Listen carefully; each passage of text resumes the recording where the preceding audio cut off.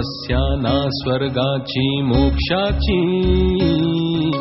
ही तपस्या ना लोभाची लाभाची, ही तपस्या नाही पुढल्या जन्माची, ही तपस्या नाही कुठल्या स्वार्थाची, ही तपस्या तरीही केवळ भाग्याची, ही तपस्या तशी श्रमांची कष्टांची, ही तपस्या एकल कोंड्या वाटेची, ही तपस्या नवस्वप्नाच्या रचनेची, ही तपस्या सुप्त मनाच्या हाकेची, ही तपस्या तुमची माझी सर्वांची, ही तपस्या माणुसकीच्या धर्माची, ही तपस्या माणुसकीच्या धर्माची.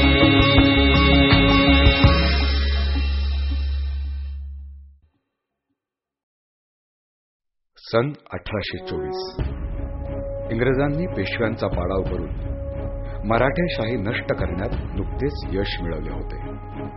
या संपूर्ण भारत राष्ट्रात सर्वात महत्वाच्या बलशाली सत्तेला नमवून इंग्रजांनी सुटकेचा निश्वास सोडला. पण ते विसरले की हा महाराष्ट्र ज्वालामुखीतून निर्माण झालाय. इथल्या पेशवाई रूपी हिऱ्याला आपण हस्तगत केलं तरी इथली निखारे मातीतूनच तयार होतात. आणि या वीर प्रसवा मातीतून उदयाला आला आद्य क्रांतिकारक उमाजी नाईक. मातीतून? हो, अगदी मातीतून. कारण उमाजी राजपुत्र नव्हता, सरदार पुत्र नव्हता, तरी सातारा भागातल्या रयतेनं या रामोशाला राजा मानलं. या भागातल्या रामोशी युवकांनी त्याच्या शब्दावर जीव वळून टाकला. जन्मजात झुंजारपणा लाभलेल्या या रामोशांनी इंग्रजांना सळो की पळो करून सोडलं.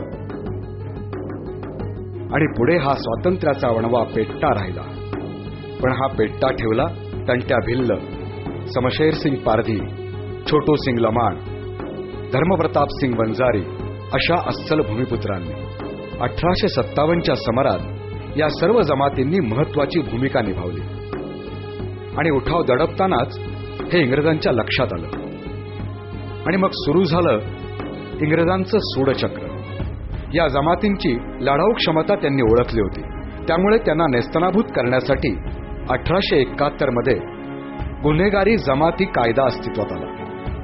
आणि या स्वातंत्र्य सैनिकांच्या माथी शिक्का मारला गेला, गुन्हेगार. देशाला स्वातंत्र्य मिळून 63 वर्ष झाली.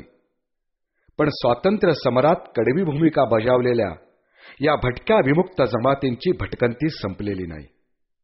कारण वर्षानुवर्ष केवळ लोकजागरण करण्यासाठी भटकणाऱ्या या जमातींच्या अस्तित्वाचं मूळ स्वरूप आज लोप पावलंय. स्वातंत्र्याचे कुठलेच फायदे त्यांच्यापर्यंत पोचले नाहीत. देशाला मिळालेला स्वातंत्र्याचा यांच्या लेखी अर्थ इतकाच. आधी परकीयांचा जुलूम होता, आता स्वकीयांचा.